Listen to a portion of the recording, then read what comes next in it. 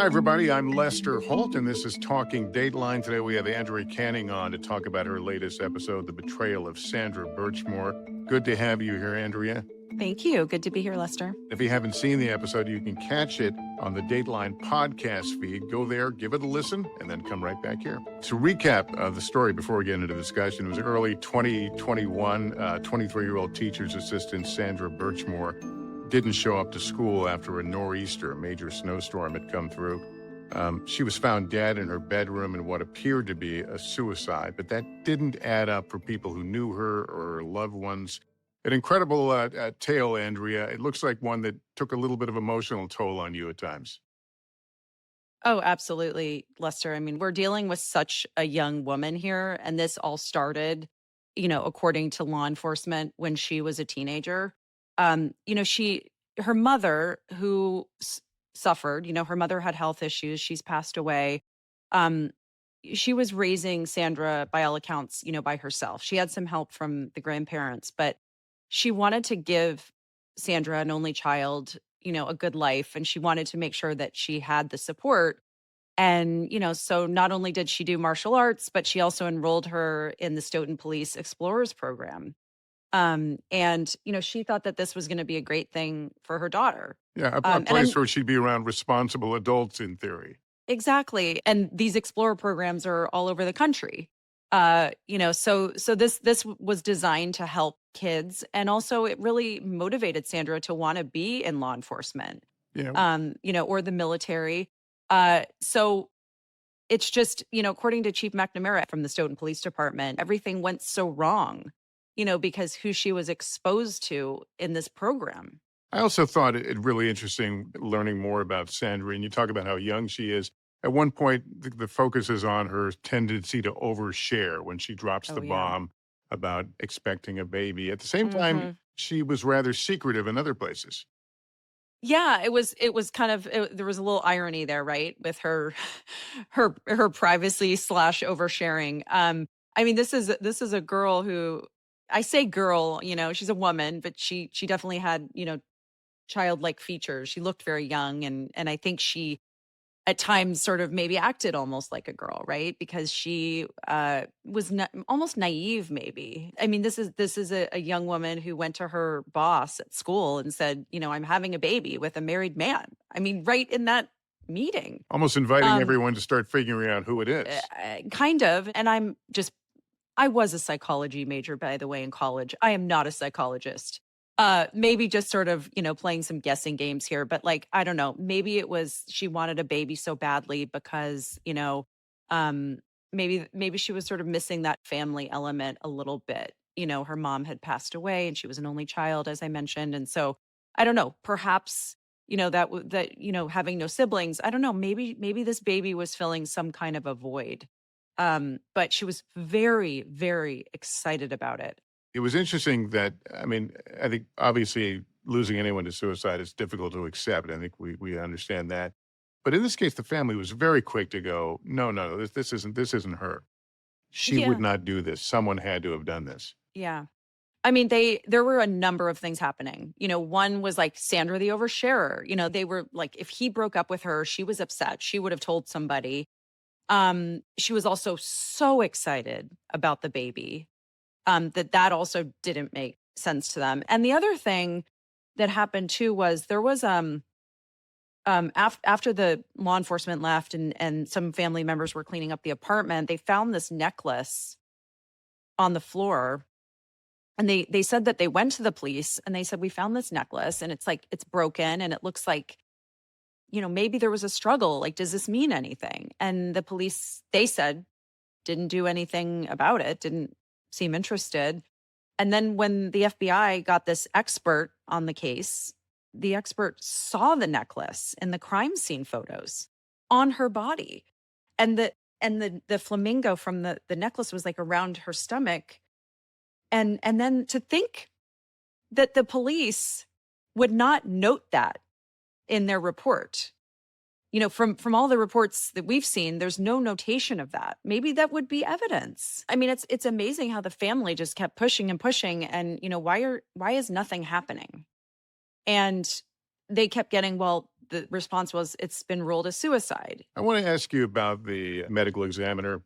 Dr. Bodden came into this story at the invitation of the aunt, I believe. It's a huge moment because It for the is. first time they hear that she Yeah. was killed, not a victim Yeah. of suicide. Yeah. So Dr. Bodden takes a look, as he has in thousands of cases. You know, he is very famous. And he is kind of known as the guy you go to if you have an issue like this. And he took one look at it and he said, this is homicide. This is not a suicide. And that videotape was also very telling, the surveillance tape of the officer. I mean, really, it was chilling. It was COVID time. So the mask made sense. Anyway, he was up there for 29 minutes. Everything was just so crucial, like all these details. And this is a man who left that apartment and then ends up at the hospital to deliver his third child. Yeah, that picture was quite chilling, holding the child. And we should point out that this case is not over, where there has not even been a trial yet. No, Matthew Farwell has pled not guilty. And also it has come out that he's apparently not even the father of the baby. So, so much is centered around, the impending birth of this child, that he didn't want this child. And then come to find out that, according to reports, he's not the dad. All right, when we come back, we have an extra clip from Andrea's interview with the police chief, Donna McNamara.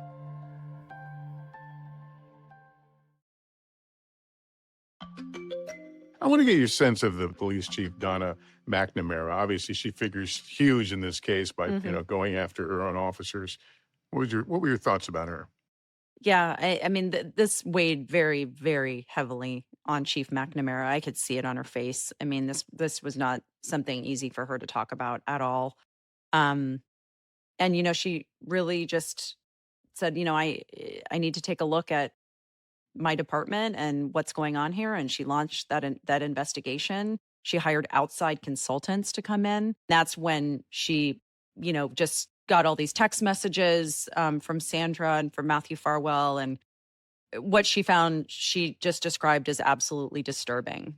And I'll tell you, Lester, if this was one of your family members, my goodness, some of those text messages that I read and the way that she was talked about, like every time I was exposed to them, it just left such a bad, just a dark feeling, and I have 5 daughters and, they're her age of when she started all of this, in the program. And I mean, if someone ever treated one of my daughters that way, I I don't know what I would do. It's really hard to think about. Yeah, I tell people all the time, we do our jobs and we're not unaffected by the things we cover. And when you look at stories like this through that lens, it leaves you shaken on some level. Everyone who goes through these stories, it's just completely crushing and heartbreaking, and we don't know what they're feeling, but if you do go there and you imagine, what if that was my child? She just went down this rabbit hole and just couldn't believe what she was reading and what she was seeing. And, I think a lot of people were very grateful that she did that, and she jumped on it so quickly. Well, Andrea, we have some of Chief McNamara that didn't make it into the program that I think we can share and talk about. Here it is. This is a lot to unpack. This is one of your detectives that is in a relationship with a woman who's just died, a married detective. Yes, it's very concerning to me that he would be in a relationship with Sandra Birchmore. And not only that, she's a former member of your Explorer program with the police department. Yes, she is. And she was a young, impressionable young girl that didn't have the easiest upbringing, and all of those things made me gravely concerned at that point in time. So you're concerned. What's your gut telling you about how this all fits together, if at all? So I don't know where it fits. It's unusual and it's concerning. So at that point, I made a phone call to my boss, concerned that Matthew Farwell would be in a relationship with Sandra Birchmore was my biggest concern, and that she is deceased. I was just so impressed that she came forward. because so many times law enforcement, in situations like this, they don't want to talk, because it's a tough thing, and we haven't even had the trial yet. And, this was her department, and, she's at the top, right? And so you could see a chief shying away and saying, you know what, it's an ongoing case, or I can't talk to the media right now, or, not Chief McNamara. She took it head on. And I don't think there was one question I asked her that she did not answer. Yeah, she's a strong lady, and you could almost feel the indignant nature of her response there to what was happening essentially in her department. And, she had known Matthew Farwell for a long time. They had worked together, and also his twin brother, who Chief McNamara said she discovered that Sandra was with him as well, again, according to the chief. And then another officer who was also with that Explorers program. And so the chief decided that she was going to release her findings to the public. And at this point, nothing had really been happening with Sandra's death investigation because they had ruled it a suicide. And so when Chief McNamara held this press conference, which, I thought was pretty brave of her to do that, it really opened up a lot of eyes. And some of those eyes that were watching that press conference were from the FBI. Yeah, and I think we were all surprised because I think you set up in the story that the FBI was very, you may not hear from us for a while. This may take a while, with a sense almost like it was being put on a back burner. Clearly, it wasn't. Yeah, and Lester, we hear that so many times, right? Where like a new law enforcement agency comes on board or whatever, and they talk to a family, and then the family's like, okay, I'm not, then they don't hear anything. I kind of like how the FBI in this case said, you might not hear from us for a while. Because usually the family just is kind of in the dark, right? They don't know what's going on. I mean, they were forewarned that this could be slow. There could be slow movement on this. We don't know. But they were thrilled that they were on it. Yeah. What got the FBI so suddenly, well, first got them involved in the case, and then subsequently, making the arrest? I mean, definitely Michael Bodden's report, Dr. Bodden, Chief McNamara, her internal investigation, the family pushing, the Boston Globe, media outlets, the podcasters. I mean, I think it was just a culmination of all these things where they finally, just got on it. They have not talked to us at all about this case right now because it's ongoing. And so we don't, have exact confirmation from them, but Chief McNamara thinks that it was a combination of all those things. I think a lot of us felt sickened by how this poor young woman was exploited in all this, and we see the sense of betrayal on certain levels. But I think it's worth noting there's also some sense of heroism here. There are those, you mentioned the family that did not let this rest. They kept it out there. And we've seen that more and more as families get involved, and people get these heroes or these champions. Behind them. We did. Yes, absolutely. And the family was not going to give up, and this isn't, they were wonderful people, and everything about them was like just with it, on the ball, fighting for Sandra. I was really impressed. This is just something that they were not going to let go. And it paid off, because they got an arrest. After the break, Andrea will take some of your questions via social media.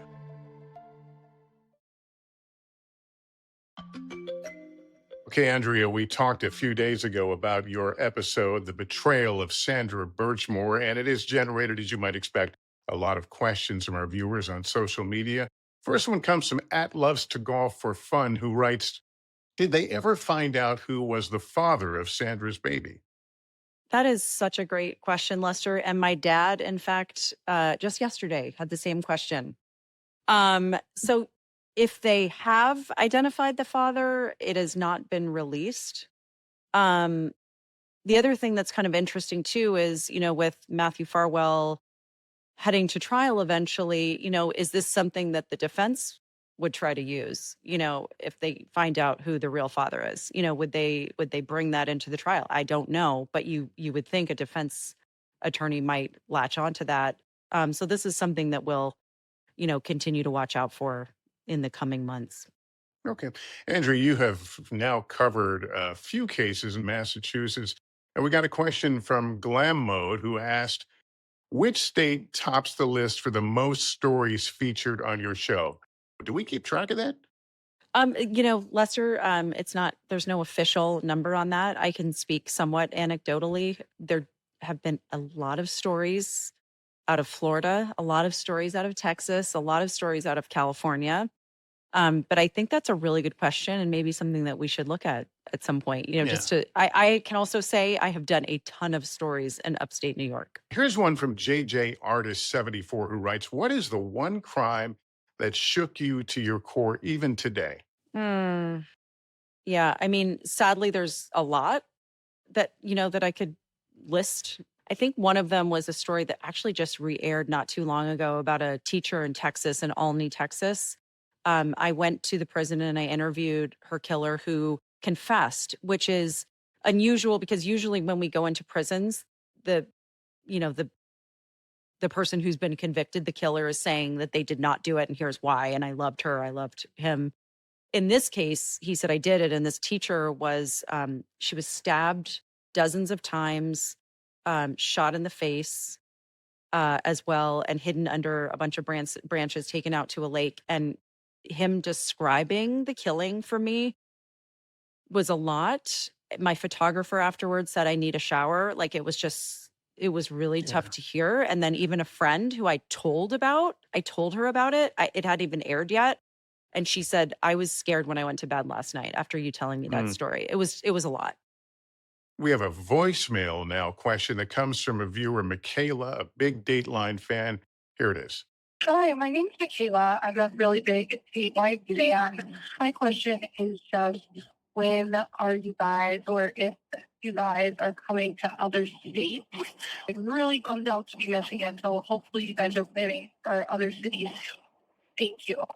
Well, Michaela, you're not alone on that. This is the first time we've done this, so this may be the birth of something special. I hate to say it, but stay tuned.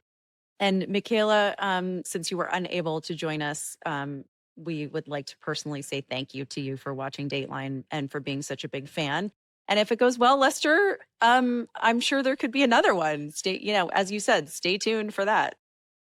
Finally, M. Lorenzer 21 asked a question I think a lot of viewers will have about this episode, but is there a part 2? Because this isn't finished.